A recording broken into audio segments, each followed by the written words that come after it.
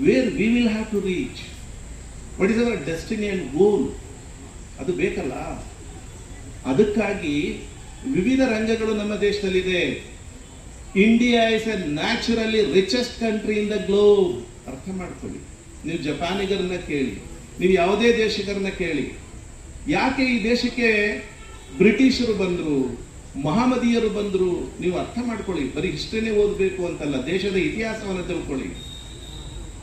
ದೇಶದ ಇತಿಹಾಸವನ್ನ, ತಮ್ಮಗಳ ಇತಿಹಾಸವನ್ನ ಅರಿಯದವನು ತಮ್ಮ ಇತಿಹಾಸವನ್ನ ಸೃಷ್ಟಿ ಮಾಡಲಾರ.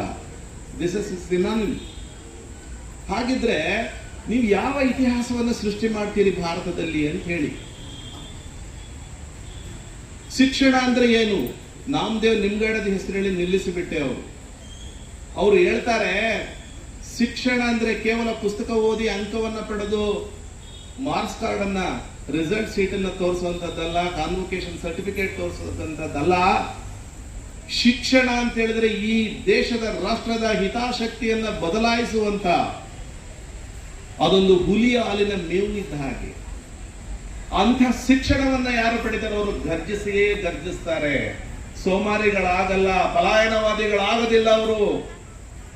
ಅಂತ ಶಿಕ್ಷಣವನ್ನ ಕೆಲವು ಮಂದಿಗಳಿಗೆ ಈ ದೇಶದಲ್ಲಿ ಪಡೀಲಿಕ್ಕೆ ಸಾಧ್ಯ ಆಯಿತು. ಸ್ವಾತಂತ್ರ್ಯ ನಂತರದಲ್ಲಿ, ಅದರಲ್ಲೂ ಕೂಡ ಸ್ವಾತಂತ್ರ್ಯ ಪೂರ್ವದಲ್ಲಿ ಕೆಲವರು ಕೂಡ.